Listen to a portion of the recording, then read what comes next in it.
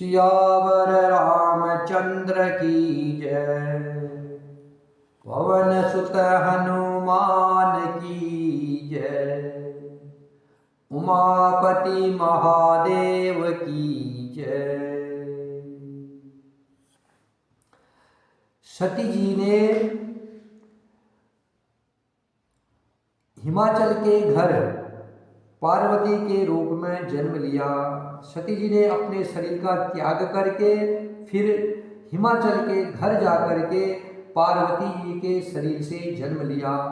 सती बुद्धि, सती मीन्स बुद्धि, बुद्धि से भगवान को नहीं प्राप्त किया जा सकता है। जब हमारी श्रद्धा प्रकट होगी, हमारी पार्वती प्रकट होगी, तब भगवान श्री राम जी की कथा हम सुनेंगे। हिमाचल और मैना, हिमाचल पर्वत है, पर्वत अडिग होते हैं, स्थिर होते हैं। हमारी भक्ति भी स्थिर होनी चाहिए। मेरे तो सिर पर राम जी, दूसरा कोई नहीं। ऐसी भक्ति होगी तब मैना, मैं कुछ नहीं हूँ, सब राम जी करने वाले हैं, ऐसा भाव जब आएगा तो ये पार्वती और मैना, हिमाचल और मैना, हिमाचल मीन्स अडिगता, मेरे सिर पर राम जी, मैना मीन्स मैं कुछ नहीं, सब राम जी की कृपा से हो रहा है। जब ये दो चीजें होंगी तब हमारी श्रद्धा प्रकट होगी, अर्थात पार्वती प्रकट होगी। पार्वती क्या है? श्रद्धा है। तो हिमाचल के घर में हमारी बुद्धि, बुद्धि क्या है? सती। सती बुद्धि को, बुद्धि से भार का विषय है, भगवान बुद्धि से भार का विषय है। जब हम बुद्धि लगाएंगे तो हम परमात्मा को नहीं पा सकते। बुद्धि का त्याग करना पड़ेगा, अर्थात बुद्धि को जलाना पड़ेगा, बुद्धि से ऊपर उठना पड़ेगा। सती जी योगाग्नि में भस्म हुई है और फिर श्रद्धा के रूप में हिमाचल और मैना जी के घर में पार्वती जी बन के उत्पन्न हुई। इसलिए हमें भी अपनी श्रद्धा को प्रकट करना पड़ेगा, तब हम भगवान श्री राम जी के रहस्यमय लीलाओं का समझ पाएंगे। तो हिमाचल के घर में पार्वती प्रकट हुई है और पर्वत पर बहुत प्रकार के नए नए वृक्ष सदा पुष्प फलयुक्त हो गए और वह बहुत तरह की मड़ियों की खानें प्रकट हो गई। सारी नदियों में पवित्र जल बहता है, पशु पक्षी भ्रमर सभी सुखी रहते हैं। सब आपस में सामूहिक पैर को छोड़ करके पर्वत पर सभी परस्पर प्रेम करते हैं। हिमाचल पर्वत पर सभी परस्पर प्रेम करते हैं। पार्वती जी के घर आ जाने से पर्वत ऐसा शोभायमान हो रहा है जैसा राम भक्ति को पाकर भक्त शोभायमान होता है।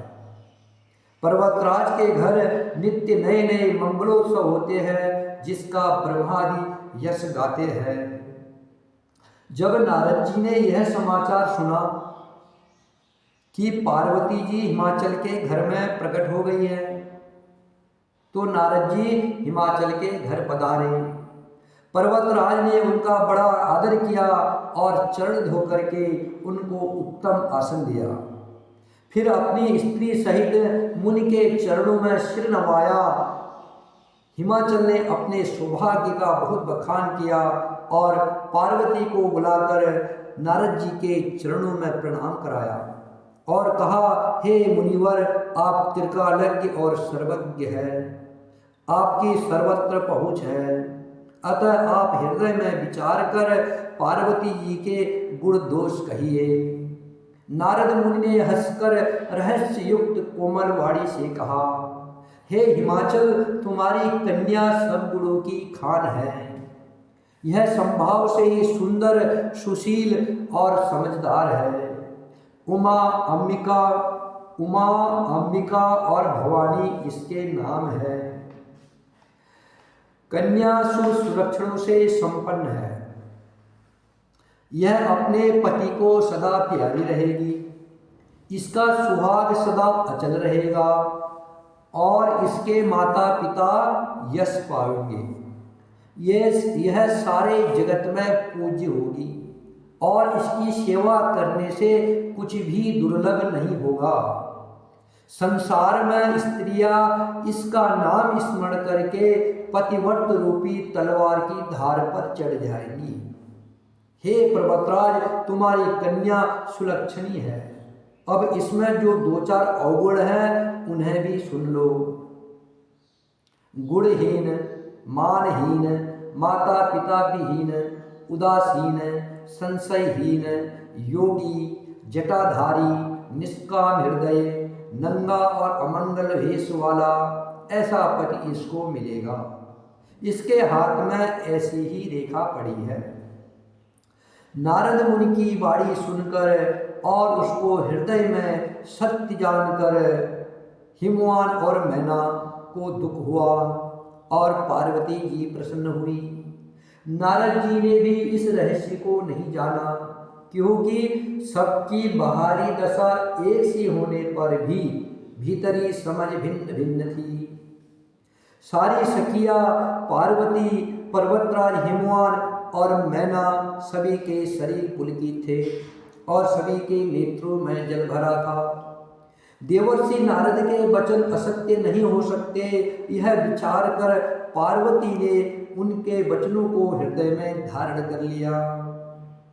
उन्हें शिव जी के चरण कमलों में स्नेह उत्पन्न हो आया, परंतु मन में यह संदेह हुआ कि शिव जी का मिलना बड़ा कठिन है। नारद जी के वचन से जब नारद जी ने कहा कि इसको शिव जी ऐसा पति मिल सकता है, तो शिव जी के चरण कमलों में मैया पार्वती को स्नेह उत्पन्न हो आया, परंतु उनके मन में यह संदेह हुआ कि शिव जी का मिलना बड़ा कठिन है। अवसर ठीक न जानकर उमा ने अपने प्रेम को छिपा लिया और फिर वे सती की गोद में जाकर बैठ गई। देवर्षि नारद जी की वाणी झूठी नहीं होगी, यह विचार कर हिमवान, मैना और सारी चतुर्सखिया चिंता करने लगी। फिर हृदय में धीरज धरकर पर्वतराज ने कहा, हे नाथ, कहिए अब क्या उपाय किया जाए। मुनीश्वर ने कहा, हे हिमवान, सुनो। विधाता ने ललाट पर जो कुछ लिख दिया उसको देव दनुज नर नाग मुनि कोवन मेटन हार। देव दनुज नर नाग मुनि कोवन मेट निहार। जो ललाट पर विधाता ने लिख दिया है उसको देवता, दनुज, मनुष्य, नाग और मुनि कोई भी नहीं मिटा सकते। तो भी एक उपाय मैं बताता हूँ। यदि देवता सहायता करे तो वह सिद्ध हो सकता है।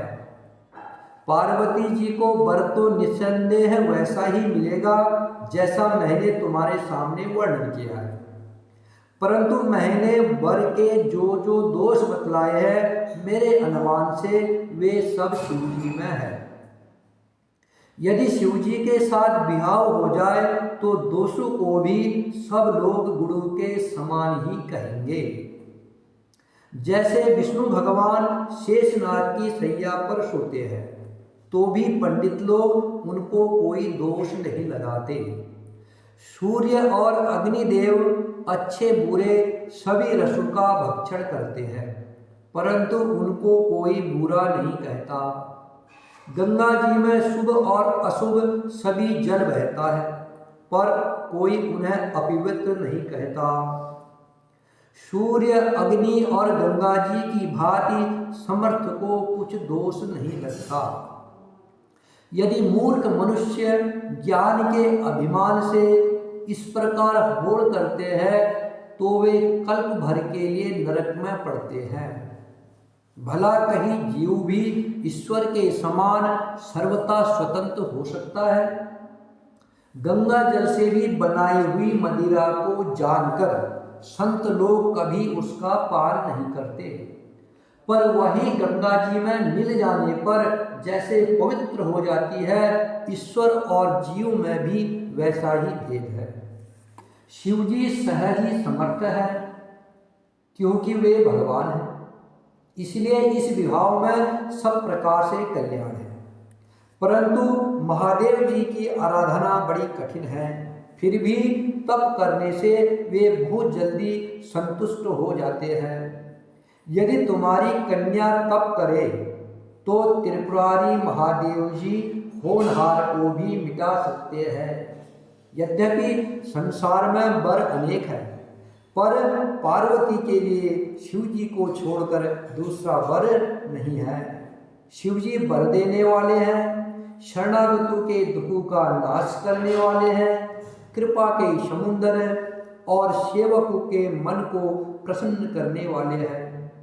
शिव जी की आराधना किए बिना करोड़ों योग और जप करने पर भी वांछित फल नहीं मिलता।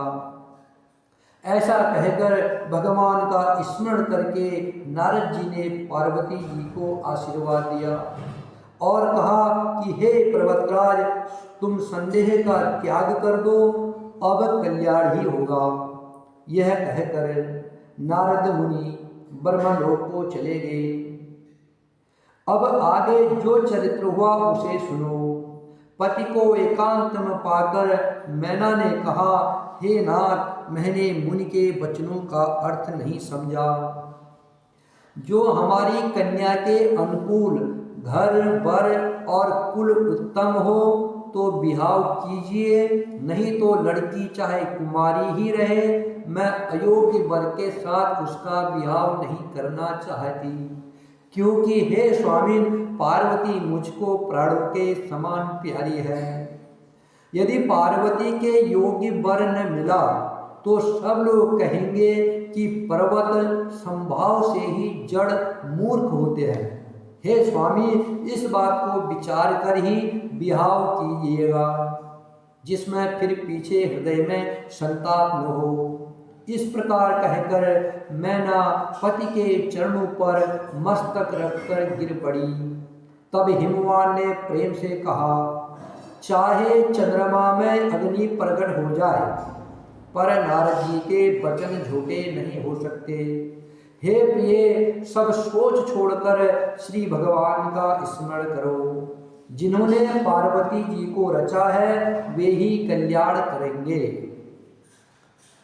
श्री राम जय राम जय जय राम, श्री राम जय जय राम, श्री राम जय जय राम, श्री राम जय जय राम, श्री राम जय जय राम, श्री राम जय जय राम, श्री राम जय जय राम, श्री राम जय जय राम, श्री राम जय जय राम, श्री राम जय जय राम।